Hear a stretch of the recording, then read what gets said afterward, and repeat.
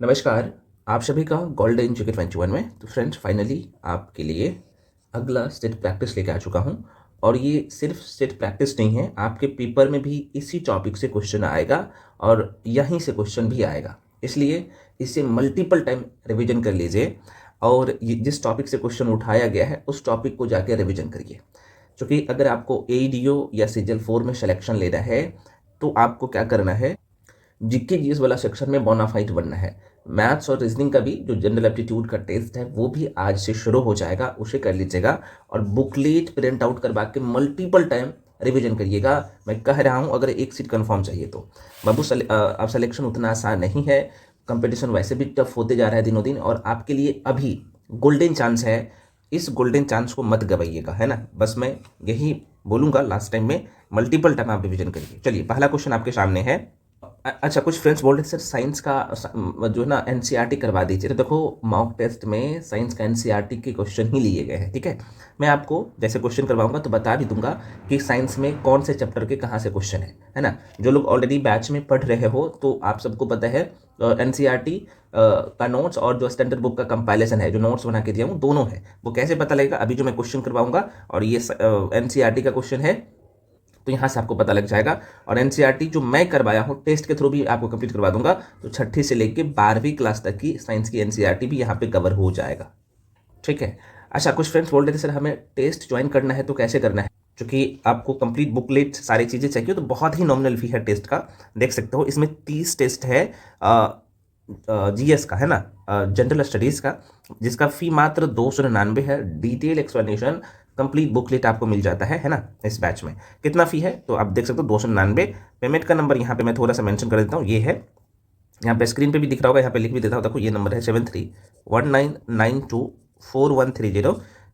Screen पे भी आपको दिख रहा होगा ये नंबर, है ना। इसी नंबर पे आप पेमेंट करके भेजिएगा, उसका स्क्रीनशॉट करके तो आपको तुरंत बैच में ऐड कर दिया जाएगा। सेम कंडीशन यहाँ पे जो है जनरल एप्टीट्यूड का भी आपको 30 टेस्ट मिलेगा, और इसके लिए भी मात्र वही फ़ी है। यही नंबर है 7319924130। इस नंबर पर पेमेंट करके भेजिएगा और उसका स्क्रीनशॉट करके भेज दीजिएगा, क्योंकि ये व्हाट्सअप नंबर भी है, कॉलिंग नंबर भी है ना। तो आपको कंप्लीट टेस्ट मिलना शुरू हो जाएगा और बुकलेट भी।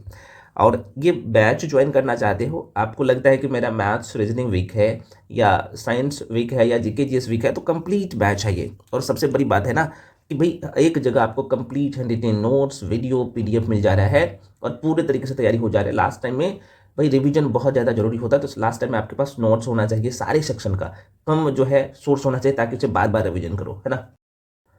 और एक बात हमेशा ध्यान रखिए कि एक चीज़ को पढ़ने के लिए 10 बुक की आवश्यकता नहीं होनी चाहिए। 10 चीज़ से मत पढ़िए, बल्कि एक चीज़ को 10 बार पढ़िए। मैं कह रहा हूँ यही आपको सिलेक्शन दिलाएगा, है ना। तो ये नोट्स आपके लिए बहुत इंपॉर्टेंट क्या, इसके बाहर क्वेश्चन जाता ही नहीं है। उसको पूरा करना है, टेस्ट लगाना है, पीवाईक्यू सॉल्व करना है, बस इतना ही काम करना है और रिवीजन करना है। आपके पास जो भी नोट्स है, जो भी बुक है ना, उससे यार बोनाफाइड बन जाओगे। तो जो लोग इस बैच को ज्वाइन करना चाहते हो, क्योंकि ये बैच की वैलिडिटी ना सीजीएल 4 एग्जाम तक रहने वाला है और इसका फी मात्र 53 है। तो जो लोग ज्वाइन करना चाहते हो कर सकते हो।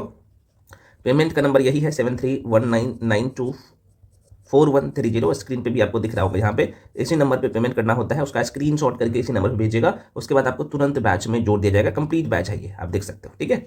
चलो फ्रेंड्स, पहला प्रश्न ये रहा आपके सामने। मैं थोड़ा सा जूम कर लेता हूँ। क्वेश्चन है कि निम्नलिखित कथनों पर विचार करना है। अच्छा, ये जो क्वेश्चन है मैं आपको पहले भी बता चुका हूँ कि भाई मॉक टेस्ट में भी आपको एनसीईआरटी सीधे दिखेगा, तो आप जाके 6 क्लास की एनसीईआरटी देख लीजिएगा और चैप्टर नंबर 10 में ये क्वेश्चन आपको दिख जाएगा, ठीक है। अब क्वेश्चन क्या कह रहा है जरा सा देखिएगा। तो देखो, इसमें 2 स्टेटमेंट है और आपसे पूछा जा रहा है कि दोनों स्टेटमेंट में से कौन सा गलत है। 2 स्टेटमेंट है, 2 कथन है, दोनों में से कौन सा गलत है ना, कौन सही है वो टिक करना है।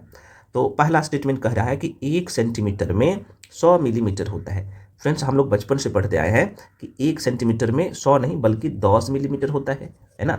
10 मिलीमीटर होता है, 10 मिलीमीटर होता है, मिलीमीटर होता है, मिलीमीटर जो है होता है। इसका मतलब ये गलत था, है ना।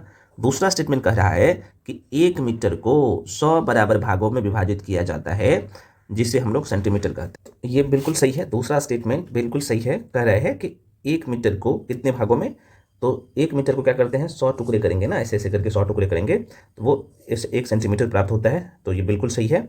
तो दूसरा स्टेटमेंट सही है। तो आपसे पूछा था कौन सा गलत है, तो ये पहला वाला गलत था, है ना, देख सकते हैं। तो आंसर क्या होगा, ए इज द राइट आंसर। अच्छा, एक प्रश्न और पूछे जा सकते हैं कि मैट्री पद्धति की रचना किसने किया।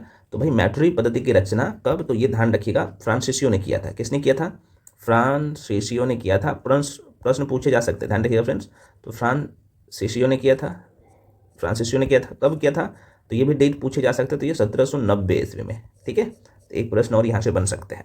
नेक्स्ट अगला है, क्वेश्चन देख के डरना बिल्कुल नहीं है। अब अगला क्वेश्चन देखिए, बहुत ही अच्छा क्वेश्चन है, कॉन्सेप्ट वाले क्वेश्चन है, और ये भी एनसीईआरटी का ही क्वेश्चन है, ठीक है। तो यहाँ पे दिया गया है दूसरा क्वेश्चन में कि निम्नलिखित कथन ए कारण आर को पढ़िए और नीचे दिए गए कुछ की सहायता से सही उत्तर का चयन करना है, ठीक है। अब कथन में क्या बोला गया है, आप यहाँ पे देखेंगे तो कह रहा है कथन में कि जब हम एक राशि के मापन की इकाई परिवर्तित करते हैं तो इसका जो संख्यात्मक मान होता है ना, संख्यात्मक मान वो परिवर्तित हो जाता है ना। बिल्कुल ये संख्यात्मक मान मतलब कि नॉमिकल जो वैल्यू होता है ये परिवर्तित हो जाता है, ये बिल्कुल सही हो रहा है, ऐसा परिवर्तित हो जाता है। कैसे, अगर मैं आपको बोलूँ कि भाई यहाँ पे कितना, तो 1 मीटर में, है ना, 1 मीटर में 1 मीटर बराबर कितने सेंटीमीटर, आप कहिएगा सर 100 सेंटीमीटर, है ना। कितना होता है, 100 सेंटीमीटर होता है, 100 सेंटीमीटर होता है। और 100 सेंटीमीटर में कितने मिलीमीटर होगा, तो मैंने आपको बोला था कि 1 सेंटीमीटर में 10 मिलीमीटर होता है, तो 100 में कितना, 100 में 10 से गुना कर दीजिएगा तो 1000 मिलीमीटर। तो ये सही हो रहा है ना, देखो। तो कह रहा है कि जब एक राशि के मापन की इकाई में परिवर्तित करते हैं तो इसका संख्यात्मक मान नॉमिकल जो वैल्यू होता है ये परिवर्तित हो जाता है, हो रहा है ना, बिल्कुल ये सही है। अब दूसरा क्या कहता है, जरा सा देखिएगा। दूसरा स्टेटमेंट कह रहा है कि आर कह रहा है, स्टेटमेंट नहीं कारण कह रहा है कि मापन की इकाई छोटी होने के कारण, मापन की इकाई छोटी होने के कारण इसका संख्यात्मक मान नॉमिकल वैल्यू छोटा होता है, छोटा नहीं बल्कि ये बड़ा होता है। क्या होता है, बड़ा होता है। ये कैसे, अगर मैं यहाँ पे बोलूँ कि 1 कैरेट बराबर कितने मिलीग्राम होता है, 1 कैरेट में, यहीं पे लिख देता हूँ, ठीक है ना, 1 कैरेट में कितने मिलीग्राम होता है, तो 200 मिलीग्राम होता है। तो हो रहा है ना बड़ा, तो यही कह रहा है। तो मतलब कि ये गलत था, ये सही है। तो आप क्या आंसर टिक करिएगा, तो आप कहिएगा सर इसका मतलब आंसर जो हो जाएगा ये वाला, है ना, ए सही है, सी आंसर टिक करिएगा, ए सही है किंतु आर गलत है। तो कंसेप्ट देखो कितना इंपॉर्टेंट रोल प्ले करता है आपके लिए, और ये भी एनसीईआरटी का क्वेश्चन है। क्या करिएगा आप 11th क्लास की एनसीईआरटी, है ना, 11th क्लास की एनसीईआरटी जाके देख लीजिएगा, एनसीईआरटी, और चैप्टर मैं बता देता हूँ कौन सा है। तो ये चैप्टर है दूसरा, ठीक। चलिए बढ़ जाते हैं अगले क्वेश्चन पे फिर से। अगला क्वेश्चन है, कह रहा है कि निम्नलिखित कथनों पर विचार करना है, ठीक है ना। फिर से 2 स्टेटमेंट है और कह रहा है कि कौन सा सही है, कौन सा सही है। अब देखिएगा बहुत अच्छा क्वेश्चन है, ये भी कह रहा है कि पास्कल जो है ना, पास्कल ये दाब का ऐसा ही मात्रक है, ये बिल्कुल सही है, हम लोग बचपन से पढ़ते आए हैं, है ना। तो दाब का ऐसा मात्रक क्या होता है, पास्कल होता है, या फिर आप कह सकते हो दाब का ऐसा मात्रक पास्कल या क्या न्यूटन, है ना। यहाँ पे ध्यान रख लीजिएगा, कई बार पास्कल नहीं देके न्यूटन देगा, है ना। न्यूटन ये मीटर स्क्वायर होता है, न्यूटन मीटर स्क्वायर होता है ना इसका। तो दाब का ऐसा मात्रक या तो पास्कल या न्यूटन मीटर स्क्वायर होता है। माइंड में रखिएगा फ्रेंड्स, रट लीजिएगा, एनसीईआरटी का क्वेश्चन है, और ये भी आपको क्लास 11th की एनसीईआरटी में और चैप्टर दूसरा में जाके देख लीजिएगा, मिल जाएगा क्वेश्चन, ठीक है। तो ये पहला वाला स्टेटमेंट सही है। दूसरा कह रहा है कि 1 पास्कल में 1 न्यूटन मीटर क्यों होता है, तो आप कहिएगा सर नहीं ये तो बिल्कुल गलत है। क्या होता है, 1 पास्कल में क्या होगा, तो आप कहिएगा 1 न्यूटन मीटर स्क्वायर होता है। देखो मीटर स्क्वायर है ना, तो क्यों यहाँ पे दे दिया, अगर स्क्वायर रहता तो सही है था, तो इसका मतलब ये गलत हो जाएगा। 1 पास्कल में 1 न्यूटन मीटर स्क्वायर होगा, है ना, न्यूटन मीटर स्क्वायर होगा, है ना, मीटर स्क्वायर होता है। तो ये गलत था, चूंकि यहाँ पे बोला था क्यूब होता है, इसका मतलब ये गलत है। तो सीधे तौर पे इसका गलत कर दीजिएगा, ठीक है। तो चूंकि आपको सही ढूंढना था तो पहला वाला सही था। ये भी रट लीजिएगा, क्वेश्चन एग्जाम में डायरेक्टली देखने को मिलता है।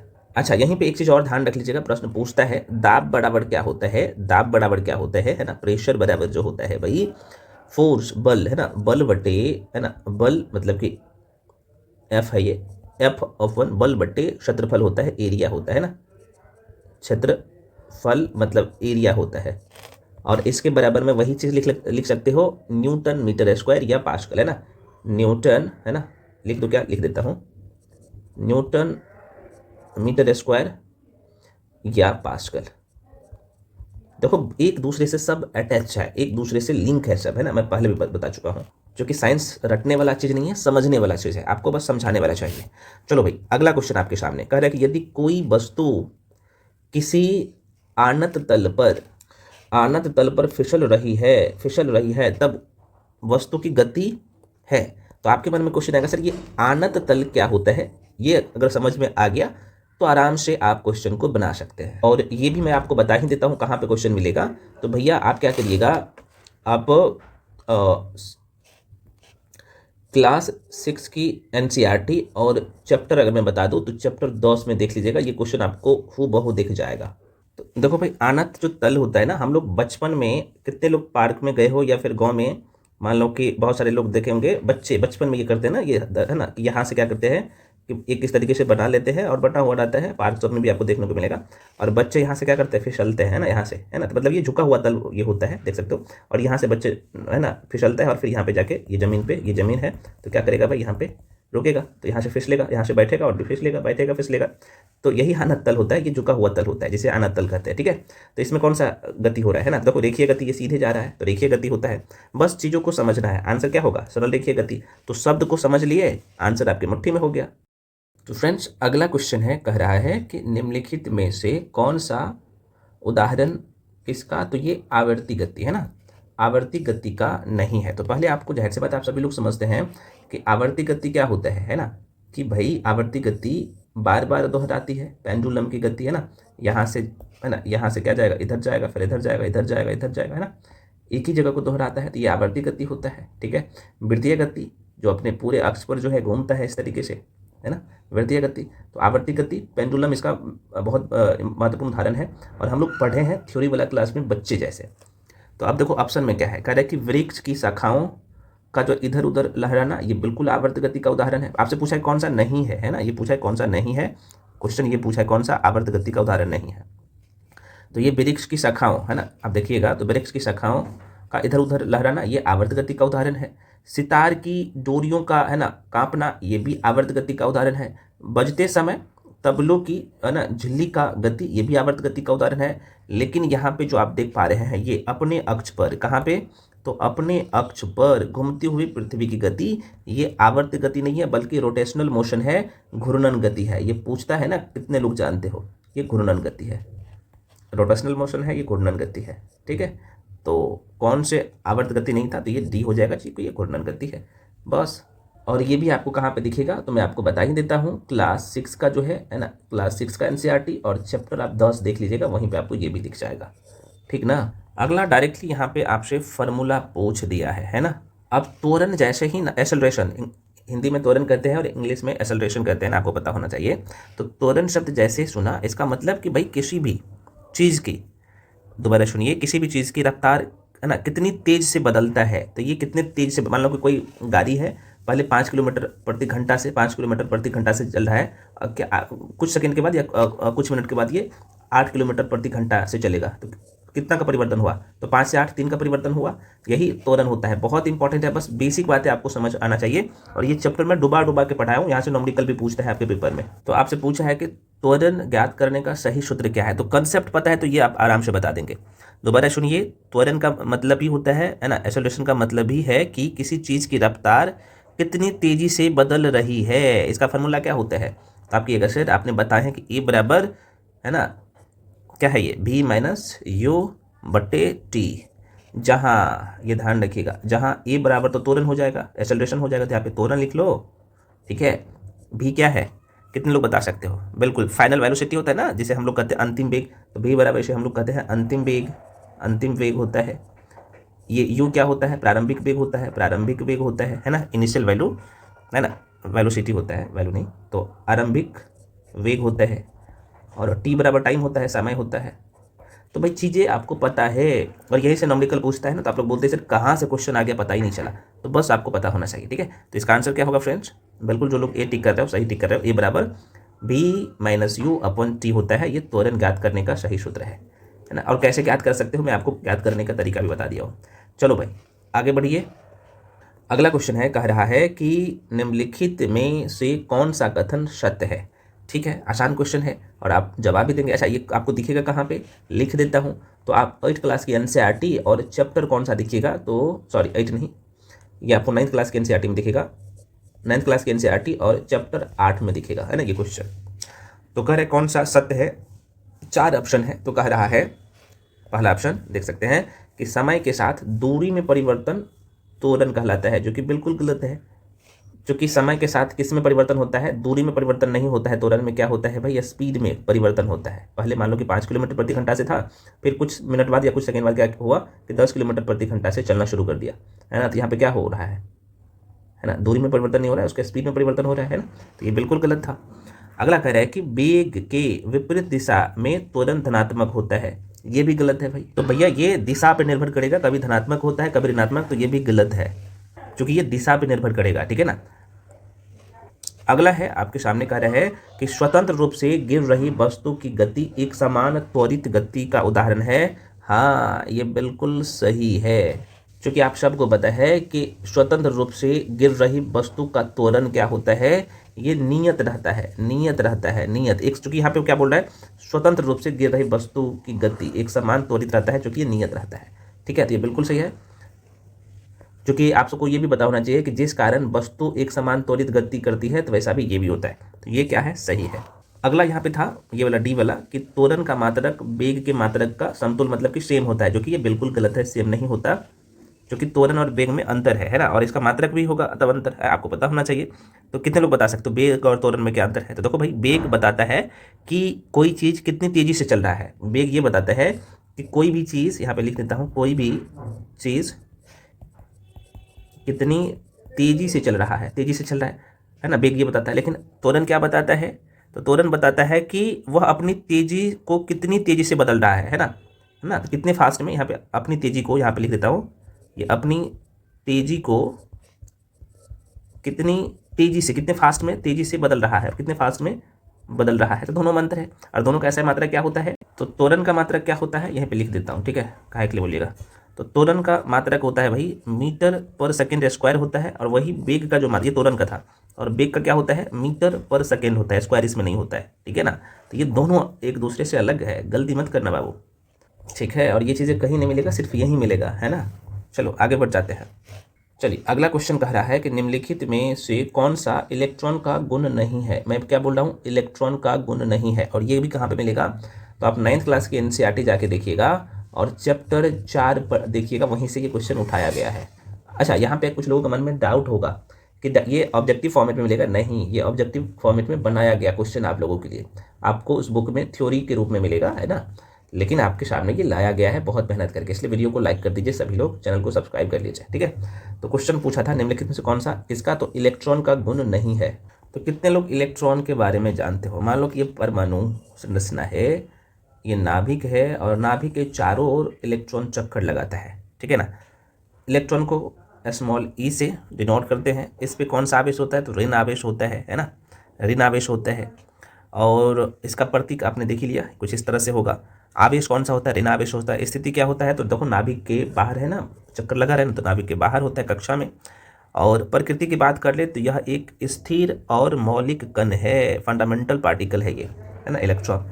तो इतना चीज़ पता है तो क्वेश्चन मोटा मोटी तौर पे आप बना भी लोगे यहाँ से, हालांकि डिटेल में मैं पढ़ा चुका हूँ ये सब। तो आपके ऑप्शन में क्या क्या है भाई, देखो इलेक्ट्रॉन कैथोड किरण का घटक है, बिल्कुल सही है। बोले कौन सा नहीं है, दूसरा स्टेटमेंट कह रहा है, ये तो गलत था, सॉरी ये सही है भाई, कह रहा है कि इलेक्ट्रॉन कैथोड किरण का घटक है, बिल्कुल सही है। इलेक्ट्रॉन ऋणात्मक आवेश वाला कण है, बिल्कुल सही है।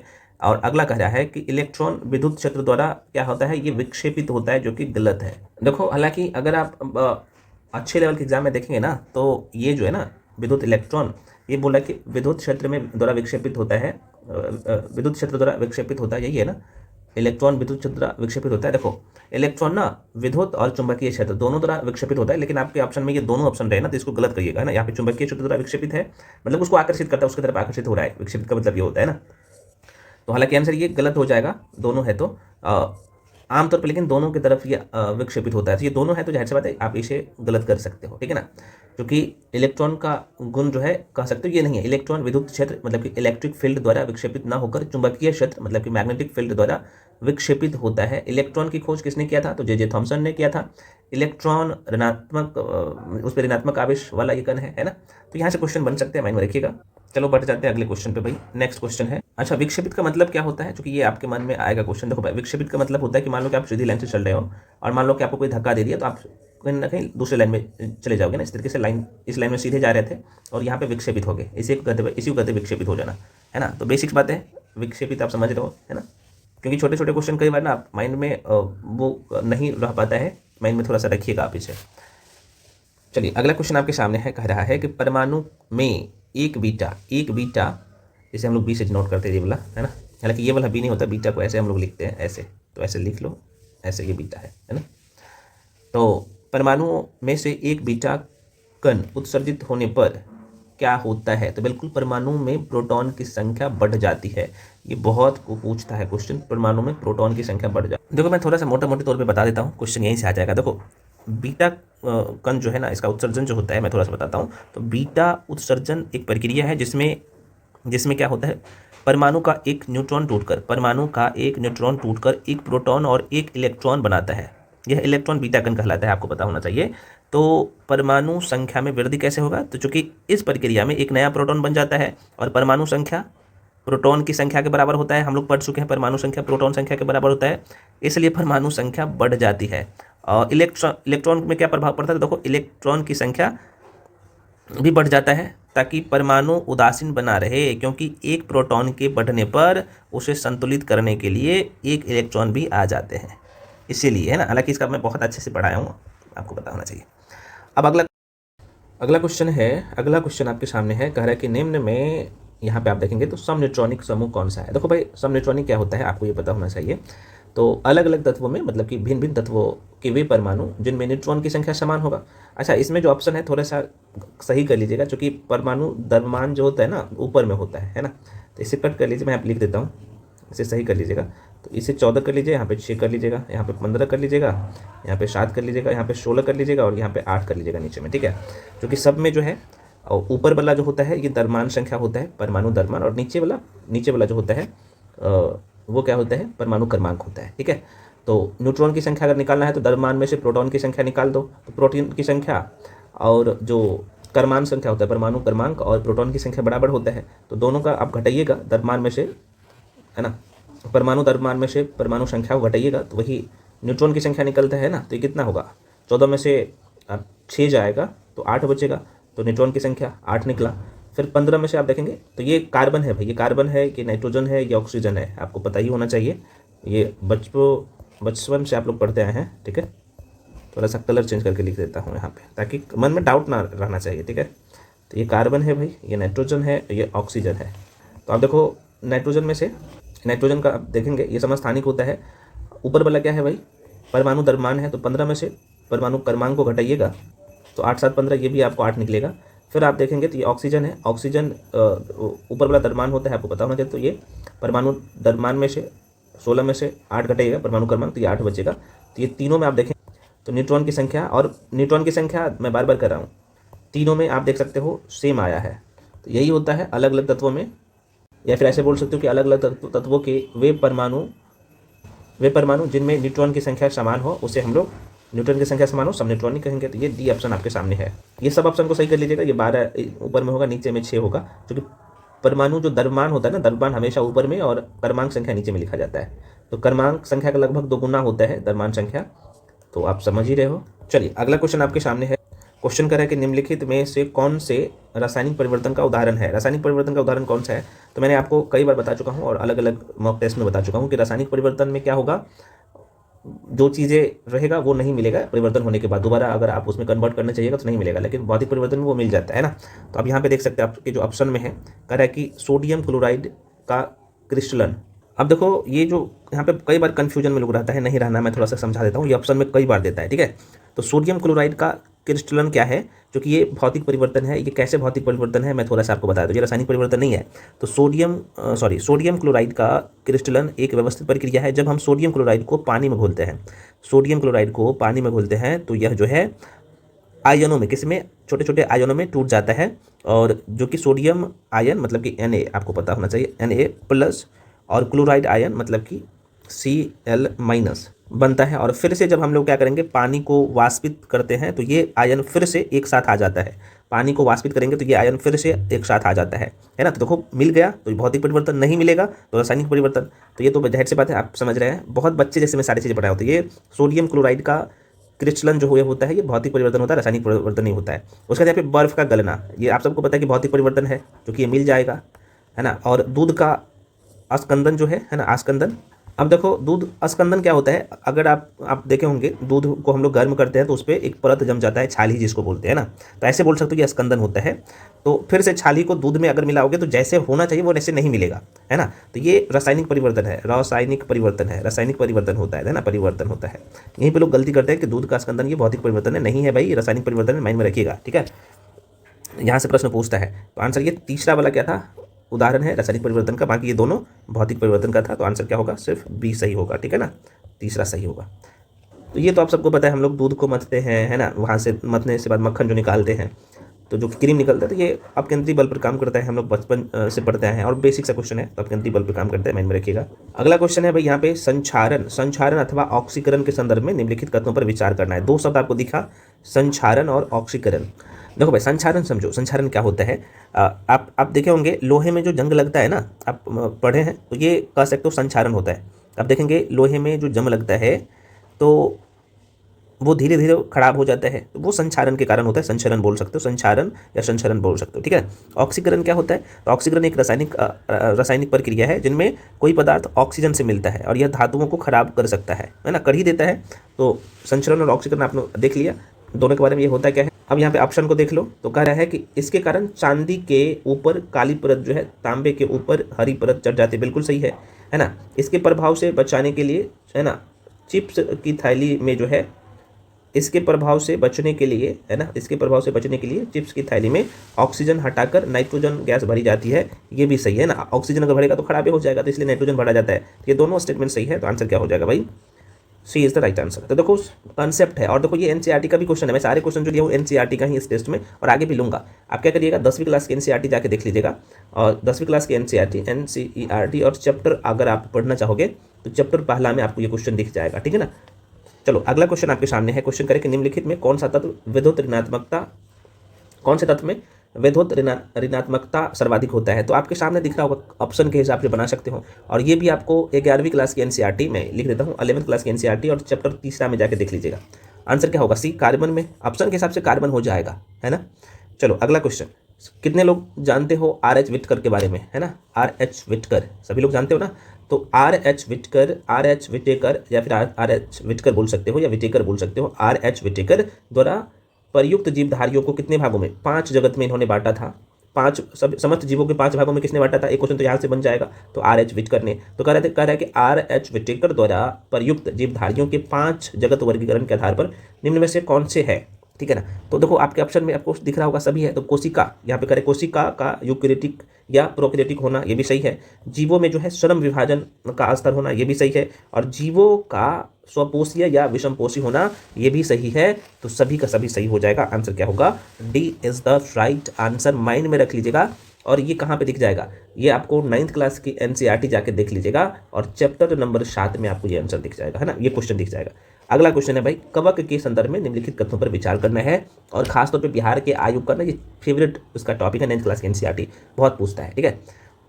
कवक के बारे में पूछ रहा है आपसे, ठीक है। तो कह रहा है कवक के बारे में 3 स्टेटमेंट कह रहा है, इनमें कायिक जनन, खंडन, विखंडन, मुकुलन और बीजाणुओं द्वारा होता है, जो कि बिल्कुल सही है। जो कि आपसे पूछ रहा है कौन सा कथन सही है, तो ये भी कवक में ऐसा होता है। कवक में कायिक जनन, खंडन, विखंडन, मुकुलन और बीजाणुओं द्वारा होता है ना, तो माइंड में रखिएगा। उसके बाद अगला बोल रहा है, कवक मूल पाइनस की जड़ में कवकों के सहजीवी का प्रमाण है, ये भी बिल्कुल सही है, तो ये सही है। और तीसरा जो ऑप्शन कर रहा है, यह जो है अलेक्जेंडर फ्लेमिंग द्वारा कब 1939 में खोजे गए प्रथम जो है प्रतिजैविक का स्रोत है, ये गलत है ना। क्योंकि ये 1939 में नहीं, बल्कि 1910 साल पीछे कर दो, 1929 में, है ना, अलेक्जेंडर फ्लेमिंग द्वारा वर्ष 1929 में खोजे गए प्रथम प्रतिजैविक, है ना, पेनिसिलिन के स्रोत है, पेनिसिलिन के स्रोत है, तो ये गलत था, आप इसे गलत कर दीजिएगा, ठीक है ना। तो पहला और दूसरा सही था, तो आप टिक कर लीजिए। ये इसका राइट आंसर हो जाएगा ए। अगला क्वेश्चन है मेरे भाई, पौधे में होने वाले अधिकांश रोग जैसे गेहूं में रस्ट रोग है ना, उसके बाद यहाँ पे देखेंगे तो पाउडरी मिल्ड्यू और देखो गेहूं में जो है रस्ट रोग होता है, पाउडरी मिल्ड्यू और यहाँ पे ब्लास्टर रोग आदि कारण किस कारण से होता है, ये सब गेहूं में। तो ये कवक के कारण से होता है, बहुत पूछता है, तो ये फंगी के कारण से होता है, कवक के कारण से होता है ना। तो फ्रेंड्स ध्यान रखना, पौधे में होने वाले अधिकांश रोग है ना, ये किसके कारण से, तो कवक के कारण से होता है ना। चलो आगे बढ़े, अगला क्वेश्चन। यहाँ पे सूची 1 को सूची 2 से सम्मिलित करना है, निम्नलिखित में से कौन सा सही है ना, ये आपको चूज करना है भाई। अच्छा, कौन सा सम्मिलित नहीं है ये पूछ रहा है, कौन सा सम्मिलित नहीं है ये पूछ रहा है। देखो भाई, कोशिकीय, एक कोशिकीय जो जीव है कौन सा है, कितने लोग बता सकते हो। तो एक कोशिकीय जीव जो आप देख पा रहे हो इसका नाम है क्लेमाइडोमोनास, जो है यह एक कोशिकीय जीव है।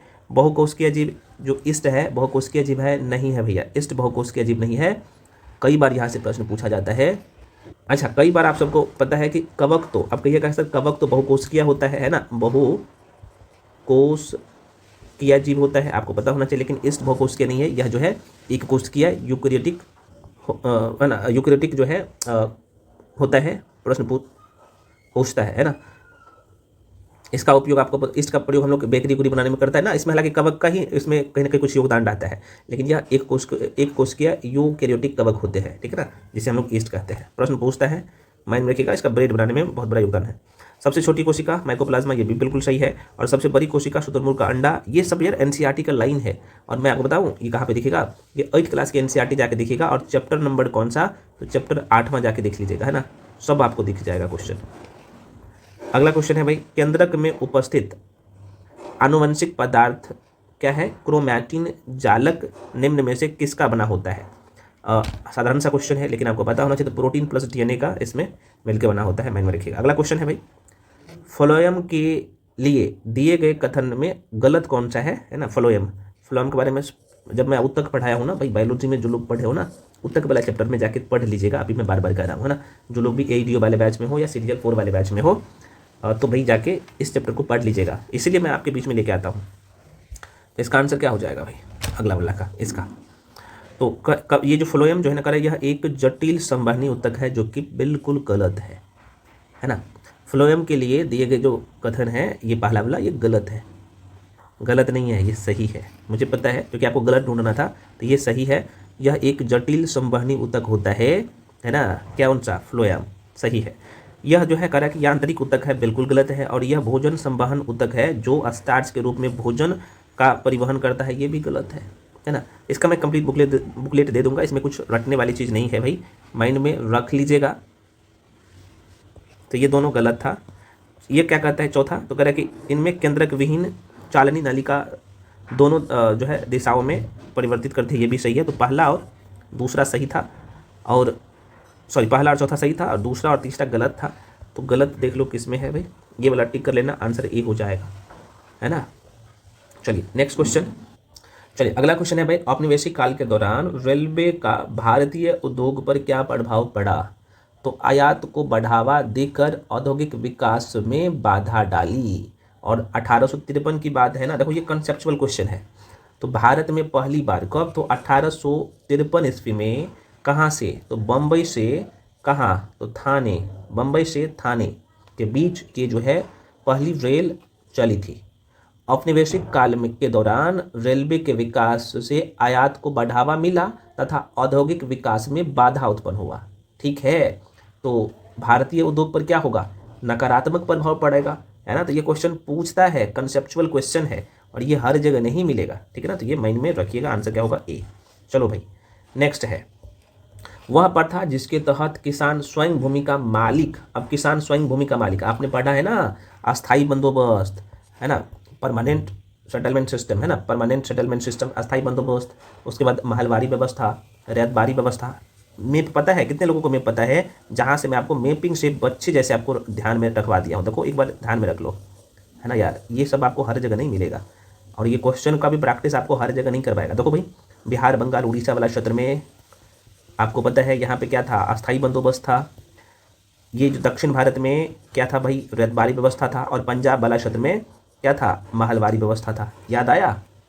तो रैतबारी व्यवस्था में क्या था भाई, रैतबारी व्यवस्था में या फिर रैतबारी ये इस क्षेत्र में था। अच्छा, ये जो थोड़ा सा मैं आपको बता देता हूँ, ये जो रैतबारी व्यवस्था है ना, ये तो मुंबई और मद्रास में तो था ही, कुछ असम वाले क्षेत्र में भी ये था, ठीक है ना।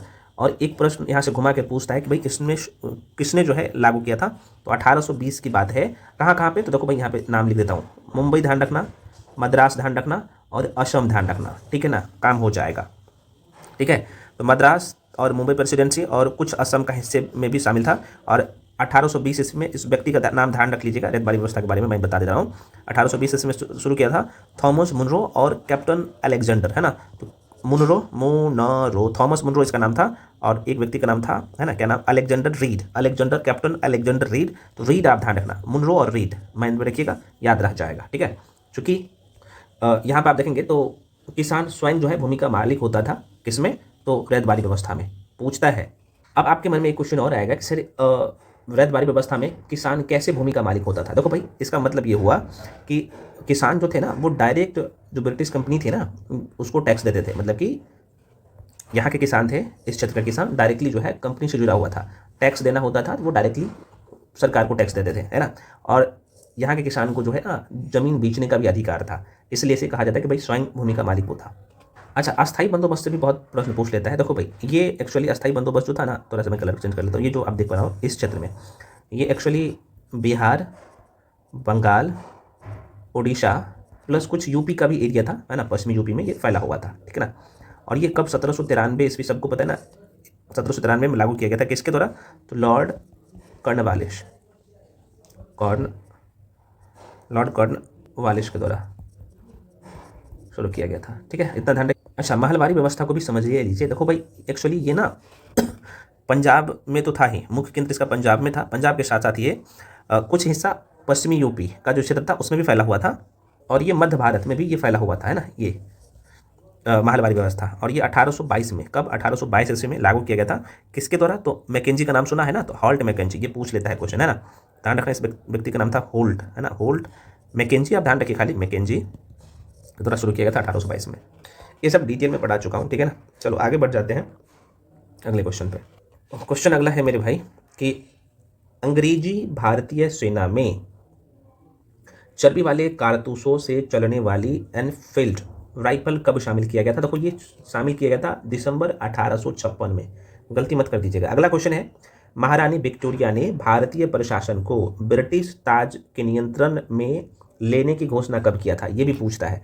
तो 1857 का विद्रोह होता है ना, और उसके जस्ट एक साल के बाद, है ना, तो आप क्या टिक करिएगा, तो 1 नवंबर 1858, माइंड में रखिएगा, ये क्वेश्चन पूछता है।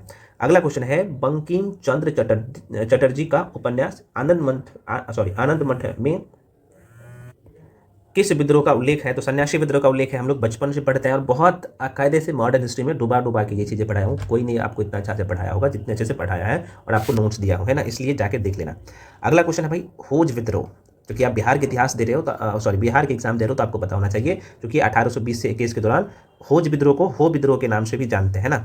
तो क्या होगा, 1820 से 21 में हुआ था ये, इसे हम लोग हो विद्रोह भी कहते हैं ना, हो विद्रोह के नाम से भी जानते हैं, ठीक है। झारखंड राज्य के पश्चिमी सिंहभूम वाला क्षेत्र था ना, उसी में हुआ था वो विद्रोह, ठीक ना, माइंड में रखिएगा। नेक्स्ट है 1854 का वुड डिस्पैच किससे संबंधित है, तो आप लोग बताइएगा आंसर, बिल्कुल आंसर जो लोग मुझे पता है क्या हो जाएगा, 1854 का वुड डिस्पैच। चूँकि वुड डिस्पैच को भारतीय शिक्षा का मैग्ना कार्टा कहा जाता है, इसमें आधुनिक शिक्षा पर बल दिया गया है, तो आंसर क्या होगा, आधुनिक शिक्षा, ये सही है ना। उसके बाद क्या हुआ, इसमें जो है लंदन विश्वविद्यालय के तर्ज पर तीनों प्रेसिडेंसी मुंबई, कलकत्ता और मद्रास में विश्वविद्यालय स्थापित करने का प्रावधान किया गया, तो ये बिल्कुल सही है, ये भी आपको सही दिख रहा होगा, है ना। देखो भाई, भारत में विश्वविद्यालय की स्थापना का प्रावधान तो इसी के समय में 1854 के वुड डिस्पैच के तहत ही आपको पता है कि बम्बई, कलकत्ता और मद्रास में विश्वविद्यालय स्थापित का प्रावधान किया गया। प्रत्येक प्रांत में लोक शिक्षा विभाग की स्थापना किया, है ना, तो लोक शिक्षा इसमें तो है ही नहीं, तो चलो ठीक है, तो 100 अधिक आंसर इसका टिक कर लीजिएगा, डिटेल में मैं पढ़ा दिया हूँ, ठीक है, डी आंसर हो जाएगा। चलो अब यहाँ पे अगला प्रश्न है, हिंदू पेट्रियाट के संपादक कौन थे, तो बिल्कुल इसका नाम था हरीश चंद्र मुखर्जी। कब का बात है भाई, तो 1853 ईस्वी में कोलकाता से, समझ रहे हो ना, माइंड में रखिएगा। तो आंसर क्या होगा, इसका ए हो जाएगा। नेक्स्ट उस 16वीं सदी की जो है बाबरी का नाम क्या है जिसे भारतीय पुरातत्व सर्वेक्षण ने हाल ही में वर्ल्ड है ना मॉन्यूमेंट्स फंड इंडिया के सहयोग से संरक्षित किया था। ये बेसिक सा क्वेश्चन है, हमें बताने की जरूरत नहीं है। ये हालांकि करंट है ना, राज्यों की बावली है ना, ये आंसर हो जाएगा, चर्चा में था, है ना। नेक्स्ट है स्मारक राज्य का, स्मारक राज्य की निम्नलिखित में से कौन सा युग्म सही है? स्मारक राज्य का, स्मारक राज्य का निम्नलिखित में से कौन सा युग्म सही है, ये पूछ रहा है। तो देखो भाई, शेख चिल्ली का मकबरा हरियाणा में है, ये तो सही आपको दिख रहा होगा। और चित्रदुर्ग किला ये कर्नाटक में है, ये भी दोनों तो सही है, तो आंसर ये हो जाएगा, ठीक है ना। तो शेख चिल्ली का मकबरा हरियाणा राज्य के कुरुक्षेत्र जनपद के थानेश्वर में स्थित है, जबकि चित्रदुर्ग का किला कर्नाटक राज्य के चित्रदुर्ग जिले में स्थित है। बहुत पूछता है, मैं रखिएगा। अगला प्रश्न है संविधान की प्रथम बैठक कब हुआ था? चलो बताओ। तो बिल्कुल प्रथम जो बैठक हुआ था, अस्थायी अध्यक्ष थे, आप सबको पता है, डॉक्टर सच्चिदानंद सिन्हा। ये 9 दिसंबर 1946 को, बिल्कुल सही है। भारतीय संविधान के अनुच्छेद 14 में लिखा हुआ कानून के समक्ष समानता किस देश के संविधान से लिया गया है भाई? तो सबको पता है, ये ब्रिटेन के संविधान से लिया गया है। नेक्स्ट है भारतीय संविधान के विभिन्न सूचियों के निम्नलिखित विषयों पर विचार कीजिए और निम्नलिखित में कौन सा विषय समवर्ती सूची में आते हैं? समवर्ती सूची क्या होगा? जिसमें केंद्र और राज्य दोनों कानून बनाते हैं, लेकिन प्रायोरिटी जो दी जाती है, प्राथमिकता जो दी जाती है, किसका होता है? आपको पता है भाई, केंद्र सरकार का होता है ना। तो आप कहिएगा सर इसमें जो है यहाँ पे वन्य जीव की सुरक्षा, ये समवर्ती सूची में आता है, माइंड में रखिएगा। और कौन सा? तो आप कहिएगा मूल्य नियंत्रण, ये समवर्ती सूची का विषय है। कृषि जो है राज्य सूची का विषय है, तो आप यहाँ पे देखेंगे कृषि पर है, और विद्युत उपभोग अथवा बिक्री पर कर, ये राज्य सूची का विषय है ना। और ये दोनों जो है समवर्ती सूची का है ना, तो ध्यान रखिएगा। तो 1 और 4 राइट आंसर हो जाएगा, तो आंसर ए टिक कर लीजिएगा मेरे भाई, ठीक है, ये इज द राइट आंसर। चलो ये सब इंडियन पॉलिटी में डुबा डुबा के पढ़ा है, इसलिए मैं कह रहा हूँ जाके प्रैक्टिस करना। मॉक टेस्ट का मतलब ही है कि क्वेश्चन आपने जैसे गलत किया तो तुरंत जाके वहाँ पे प्रैक्टिस करिए। और आपके पास तो शॉर्ट नोट्स दिया हूँ, इतने क्रेस्पी नोट है कि भाई एक बार देखो माइंड में सेट हो जाता है ना। चलो अब देखो, ये क्वेश्चन ना 71वीं बीपीएससी में पूछ लिया गया था, इसलिए मैं ये क्वेश्चन ले लिया हूँ। क्वेश्चन है ये वाला क्वेश्चन, कह रहा है कि भारतीय संविधान की प्रस्तावना के सिलसिले में निम्नलिखित में कौन सा क्रम सही है? अब देखो क्वेश्चन बहुत अच्छा है लेकिन लाजवाब भी है, ठीक है ना। बताइएगा आप सभी लोग क्या हो जाएगा? बिल्कुल सार्वभौम हो जाएगा, है ना, सत्ता संपन्न हो जाएगा, समाजवादी, जनवादी और धर्मनिरपेक्ष और गणतंत्र हो जाएगा, है ना। सॉरी ये नहीं होगा, गलत है यार, ये कैसे होगा? ये वाला होगा, सार्वभौम होगा, सत्ता पर है ना, सत्ता संपन्न हो जाएगा, समाजवादी, धर्मनिरपेक्ष, जनवादी और गणतंत्र हो जाएगा। ये D is the right answer, है ना। चलो आगे बढ़ जाते हैं। अगला क्वेश्चन है, केंद्र सरकार के बारे में निम्नलिखित कथनों पर आपको विचार करना है। केंद्र सरकार के बारे में पॉलिटी का क्वेश्चन थोड़ा सा डेप्थ में लिया हूँ, है ना। और ये भी 71वीं बीपीएससी में क्वेश्चन पूछा गया था, तो मैं सोचा कि भाई क्यों ना ले लूँ। तो देखो भाई इसका आंसर क्या हो जाएगा? केंद्र सरकार के बारे में करें कौन सा कथन सही है? तो देखो यहाँ पे प्रत्येक मंत्री को मंत्रालय राष्ट्रपति द्वारा प्रधानमंत्री के परामर्श पर आवंटित किया जाता है, ये तो बिल्कुल सही क्या है सही है ना, दूसरा वाला। अब ये कह रहे हैं कि मंत्रालय तथा विभागों का निर्माण प्रधानमंत्री कैबिनेट सचिव के परामर्श पर करता है, ये बिल्कुल गलत है। तो माइंड में रखिएगा, इसका आंसर क्या हो जाएगा? केवल दूसरा सही हो जाएगा। डिटेल में ऑलरेडी बुकलेट दे दिया हूँ, एक बार पढ़ लीजिएगा, ठीक है। अच्छा थोड़ा सा आपको मैं बता देता हूँ, ये इसका आंसर क्या होगा। देखो भाई अनुच्छेद 73 का क्लोज 3 कहता है कि राष्ट्रपति राज्य मतलब कि भारत सरकार का कार्य अधिक सुविधापूर्वक किए जाने के लिए और मंत्रियों के जो अलग अलग जो कार्य होते हैं उसे सुचारू रूप चलाने के लिए, आपको पता है कि ये कार्य आवंटन अधिनियम 1961 बनाया गया है और उसी के तहत ये सब किया जाता है, इसलिए ये वाला गलत था, है ना, ये वाला सही है। बहुत डिटेल में पढ़ा चुका हूँ, आप देख लीजिएगा एक बार। अगला प्रश्न है मेरे भाई, लोकसभा के लिए चुनाव में निर्वाचित होने के लिए किसी व्यक्ति की न्यूनतम लोकसभा बोला है, लोकसभा बोले या विधानसभा बोले, तो कम से कम 25 साल एज होना चाहिए। राज्यसभा के लिए 30 साल, और पंचायत का कोई चुनाव लड़ना है, अगर मुखिया का चुनाव लड़ना हो तो 21 साल होना चाहिए एज। राष्ट्रपति बनने के लिए, उपराष्ट्रपति बनने के लिए आपकी एज 35 साल होना चाहिए। ये सब डेटा महत्वपूर्ण है, माइंड में रख लीजिएगा, ठीक है ना। तो राज्यसभा के चुनाव के लिए कितना? 30 साल, विधानसभा के लिए और लोकसभा के लिए 25 साल, ग्राम पंचायत चुनाव के लिए 21 साल और राष्ट्रपति चुनाव के लिए 35 साल एज होना चाहिए। राष्ट्रपति उपराष्ट्रपति के लिए इतना, ठीक है। चलो आगे बढ़ जाते हैं। अगला प्रश्न है धन विधेयक पेश किया जाता है। तो भैया ये कई बार प्रश्न पूछा गया है, आसान क्वेश्चन ही एग्जाम में गलत करते हो, तो केवल लोकसभा में ही यह पेश किया जाता है, माइंड में रखिए। नेक्स्ट है भाई, निम्नलिखित में से किसका संबंध भारत के सर्वोच्च न्यायालय से है? तो सबको पता है ना, अभी ये न्यूज़ में था, कितने लोग जानते हो?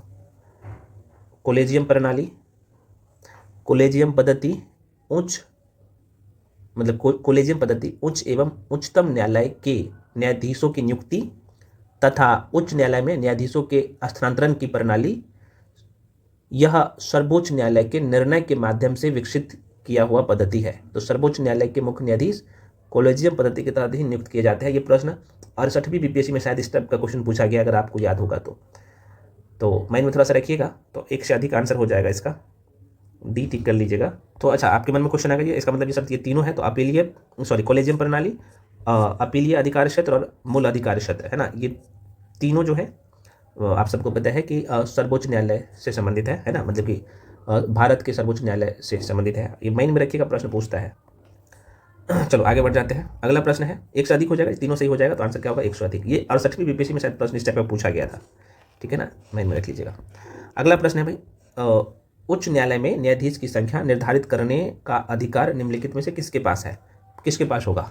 थोड़ा सा दिमाग लगाइएगा, ये क्वेश्चन बन जाएगा। उच्च न्यायालय में, मैं बोल रहा हूँ उच्च न्यायालय में न्यायाधीशों की संख्या निर्धारित करने का अधिकार निम्नलिखित में किसके पास है? तो देखो भाई, अनुच्छेद 216 कितने लोगों को पता है ना? 216 माइंड में रख लीजिएगा, रट लीजिएगा। तो राष्ट्रपति को उच्च न्यायालय के न्यायाधीश की संख्या निर्धारित करने का अधिकार प्राप्त है। किसको? राष्ट्रपति को। पहला क्वेश्चन यहाँ से ये बन जाएगा, क्योंकि अनुच्छेद 216 कहता है, आर्टिकल 216 कहता है, या फिर अनुच्छेद 216 के अनुसार प्रत्येक उच्च न्यायालय के मुख्य न्यायमूर्ति या मुख्य न्यायाधीश और ऐसे अन्य न्यायाधीशों से मिलकर बनेगा जिन्हें राष्ट्रपति समय समय पर नियुक्त करना आवश्यक समझे। तो समझ रहे हो, राष्ट्रपति राइट आंसर हो जाएगा। अगला प्रश्न, निम्नलिखित में से किस वर्ष सरकारिया आयोग जिसे केंद्र राज्य संबंध में परिवर्तन की संस्तुति का अधिकार दिया गया था, इन्होंने अपना प्रतिवेदन जमा किया था? अच्छा, ये बहुत अच्छा क्वेश्चन है और स्टार्टिंग में जानबूझ के ऐसे क्वेश्चन पूछता है, तो 1987 हो जाएगा। 1987 राइट आंसर, 1987 में दिया था। पंचायती राज व्यवस्था में शासन व्यवस्था क्या निर्धारित किया गया है ना? तो ये क्वेश्चन आसान सा है, लेकिन बना दीजिए, ग्रामीण क्षेत्र एवं जनपद स्तर पर है ना स्थानीय स्वशासन की त्रिस्तरीय संरचना। तो त्रिस्तरीय संरचना जब जैसे देखिएगा तो आंसर टिक कर दीजिएगा। नेक्स्ट है मेरे भाई, ये क्वेश्चन हो गया ना 41 का। 42 का देख लो क्या कह रहा है।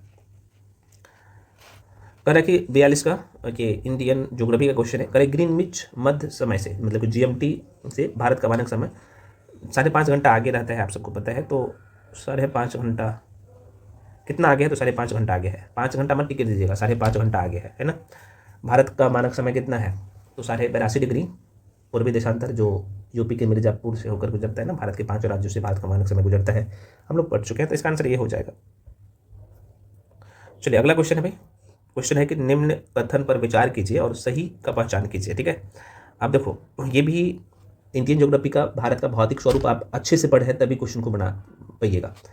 तो कह रहा है कि कौन सा कथन सही है, आपको ढूंढना है, पहचान करना है सही का। तो कह रहे ग्रेटर हिमालय अपनी निरंतरता के लिए जाना जाता है, बिल्कुल ये सही है। कह रहे कि निम्न हिमालय अपनी व्यापकता और अनुप्रस्थ वादियों के लिए जाना जाता है। भाई सीधे गलत कर दो, है ना, क्योंकि ये सही नहीं है, इसके बारे में हम लोग चर्चा करेंगे अभी। उसके बाद यहाँ पे शिवालिक बा हिमालय, एक मिनट, शिवालिक बा हिमालय जो उत्पत्ति से सबसे नवीनतम है, उत्पत्ति में सबसे लास्ट में है, हाँ बिल्कुल, शिवालिक और बा हिमालय का उत्पत्ति ये सब के बाद में हुआ है, तो ये बिल्कुल सही है। तो आंसर क्या होगा? पहला और तीसरा सही आपको दिख रहा होगा, तो आंसर इसे सी टिक कर लीजिएगा, ठीक है ना। प्रश्न पूछ लेता है। नेक्स्ट क्वेश्चन है, कह रहा है कि निम्नलिखित श्रेणियों को उत्तर से दक्षिण, अब देखो उत्तर से दक्षिण की ओर क्रम में आपको समझाना, वो करना है। तो मैप, अब ये क्वेश्चन तभी बना पाइएगा जब मैपिंग आपका अच्छा है ना। मैपिंग, इंडिया का मैप आपने समझा है और इसके थ्रू आपने ज्योग्राफी पढ़ा है तभी, और ये क्वेश्चन पूछा गया है मेरे भाई, अपने मन से नहीं लिया हुआ है ना, इस टाइप का क्वेश्चन पूछा गया है। तो मैपिंग अच्छा है, आपके ज्योग्राफी मोटी में होगा, हिस्ट्री मोटी में होगा, है ना, और यहाँ से भी नंबर उठाना बहुत आसान है, चीज़ें आपको पता होना चाहिए। तो आपको पता होना चाहिए कराकोरम सबसे ऊपर में है, कराकोरम श्रेणी सबको पता है ना। उसके बाद कौन सा होगा? कराकोरम के बाद आपके सर लद्दाख होगा, सबसे ऊपर में कराकोरम, उसके बाद लद्दाख, लद्दाख के बाद मैंने आपको बोला ना जम्मू कश्मीर में जास्कर, है ना, ध्यान है, याद है, तो जास्कर, यहाँ पे जास्कर। तो पहले पे यहाँ पे कराकोरम कर लो भाई 2 नंबर का। उसके बाद यहाँ पे कौन सा करोगे, कौन सा श्रेणी? पर्वत श्रेणी। तो आपके सर यहाँ पे लद्दाख पहला वाला, उसके बाद यहाँ पे चौथा वाला जास्कर, जम्मू कश्मीर के में रहता है ना। उसके बाद बाकी कर लो, तो कम से कम 2 को पकड़ लोगे ना तो भी आंसर तक आराम से पहुंच जाओगे। तो आप पीर पंजाल से बच गया तो पीर पंजाल नीचे में कर दो, है ना, पीर पंजाल यहाँ पे नीचे में, बस हो गया काम कंप्लीट। तो तीसरे नंबर पर पीर पंजाल कर दो, तो आंसर टिक कर लो कौन सा होगा, तो इसके हिसाब से बी आंसर हो जाएगा, B is the right answer. ठीक, तो है ना, समझ बहुत ज़रूरी है, और ये सब आपको इंडियन ज्योग्राफी में बच्चे जैसे पढ़ाया हूँ, जाके देखना एक बार, है ना। अगला प्रश्न है भाई, निम्नलिखित पर्वत श्रेणियों में से कौन गंगा के मैदान एवं जो है दक्कन के पठार को विभाजित करता है। बहुत अच्छा क्वेश्चन है, और भारत का भौतिक विभाजन अच्छे से पढ़ा है तभी आप बना पाओगे। तो विंध्याचल श्रेणी सभी को पता है ना, विंध्याचल श्रेणी कहाँ पे है ना भैया, मध्य प्रदेश वाला इलाका आपने पढ़ा है, विंध्याचल श्रेणी यहीं पे है ना। मैं दिखाता हूँ जरा सा, देखो मोटा मोटे तौर पे मैपिंग मेरा अच्छा है ना, वैसे अभी मैं बना रहा हूँ। यहाँ पे विंध्याचल श्रेणी है ना, आप सबको पता है ना, ऐसे करके यही तो क्वेश्चन पूछा है आपसे, ठीक है। तो आप देख सकते हो यह जो है गंगा का मैदान, यहाँ पे इधर गंगा का मैदान हो जाएगा, आपको पता होना चाहिए गंगा का मैदान, मैंने पढ़ाया हूँ बहुत कायदे से, बच्चे जैसे सब कुछ पढ़ाया हूँ। तो पूछा है आपसे कि निम्नलिखित पर्वत श्रेणियों में से कौन गंगा के मैदान और दक्कन का पठार, ये थोड़ा सा और नीचे कर लो, दक्कन का पठार को विभाजित करता है, ठीक है। तो आंसर टिक कर लीजिएगा, क्या हो जाएगा, विंध्याचल श्रेणी, राइट आंसर, ठीक ना। चलिए अगले क्वेश्चन पे पढ़ते हैं भाई। नेक्स्ट क्वेश्चन है, भारत के अतिरिक्त प्रादीपीय पर्वत निर्मित हुए हैं कौन से काल में। भारत के अतिरिक्त, तो जाहिर सी बात है आपने पढ़ा है ना सेनोजोइक महाकल्प, कायदे से पढ़ा है, आंसर डी टिक कर लीजिए। उत्तराखंड में कौन सा जिला तिब्बत सीमा से नहीं लगा है, और ये भी क्वेश्चन शायद पूछा गया है, मुझे लगता है 69 बीपीएससी में पूछा गया था। हाँ, हालांकि ये अल्मोड़ा जिला डिटेल में पढ़ाया हूँ, मैप पे आप देखोगे ना तो आपको पता लगेगा। गंगा के मैदान को एक डाइस के रूप में वर्णित किया गया है, तो जाहिर सी बात है ये नाम जियो का सिम से मैंने आपको रटवाया हूँ, तो जियो सिंक्लाइन नाम सुना है ना।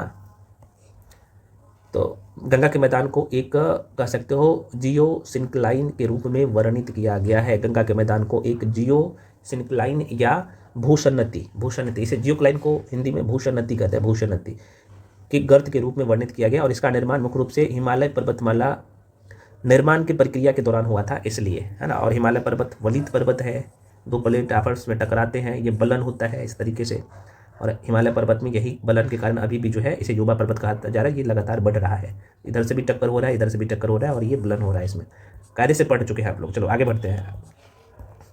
कह रहा कि कौन सी नदी रिफ्ट घाटी या भ्रंश घाटी, याद करो, है ना, जो पूरब से पश्चिम की तरफ जो नदियाँ बहती है, पूरब से पश्चिम की ओर जो नदियाँ बहती है, कितने लोगों को पता है इस नदी के बारे में। भ्रंश घाटी यहाँ पे जो आती है नदियाँ, कितने लोगों को पता है। ताप्ती, नर्मदा। अच्छा, कई बार ना आपसे पूछता है कि पूरब से पश्चिम में जो है नदियाँ जो बहती है, कम से कम 4 को ध्यान रखिए जो प्रमुख नदियाँ हैं। एक तो आप लोग का ताप्ती हो गया, सबसे ऊपर में नर्मदा, वो साबरमती है, यहाँ पे लिख दो क्या,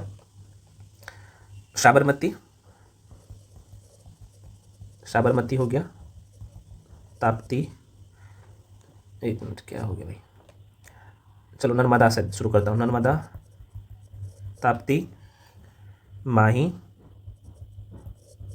और साबरमती, ये ध्यान रखिएगा। ये चारों नदियाँ जो है ना मुख्य है, कई नदियाँ और हैं लेकिन ये चारों मुख्य है जो कि पूरब से पश्चिम की ओर बहती है ना, और ये अरब सागर में गिरती है।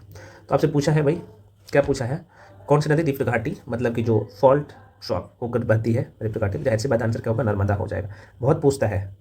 अच्छा, ये आपके मन में क्वेश्चन आएगा, सर ये रिफ्ट घाटी या भ्रंश घाटी क्या होता है, मैं थोड़ा सा समझा देता हूँ। ये एक भौगोलिक संरचना है ना, और देखो मान लो कि ये पर्वत, मान लो छोटे छोटे पर्वत है, यहाँ से नदियाँ है बहती है, तो जाहिर सी बात है कि बहेगी तो क्या होगा, जमीन के टुकड़े कहीं न कहीं अलग हो जाएगा और ये घाटी का निर्माण करेगा, तो यही रिफ्ट घाटी कहते हैं। और नर्मदा नदी जो है इसी रिफ्ट घाटी से बहती है। प्रश्न पूछता है, माइंड में रखिएगा, रिफ्ट घाटी बोले या भ्रंश घाटी बोलो, तो नर्मदा टिक करिएगा आज के बाद, और क्या होता है भ्रंश घाटी या रिफ्ट घाटी आपने देख लिया, ठीक। अगला प्रश्न है मेरे भाई, नर्मदा नदी का उत्पत्ति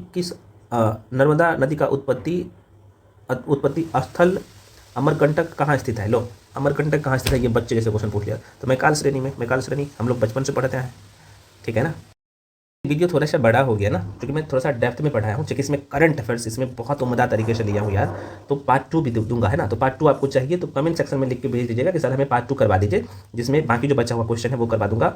बहुत अच्छा क्वेश्चन है भाई करंट अफेयर्स का, आप देखोगे ना तो एकदम खुश हो जाओगे, वैसे क्वेश्चन जो कि हर जगह आपको नहीं मिलेगा करंट अफेयर्स का, ठीक है। बहुत नया सभी का सभी 2026 का करंट अफेयर्स है, सारे सेक्शन बहुत उम्दा तरीके से है।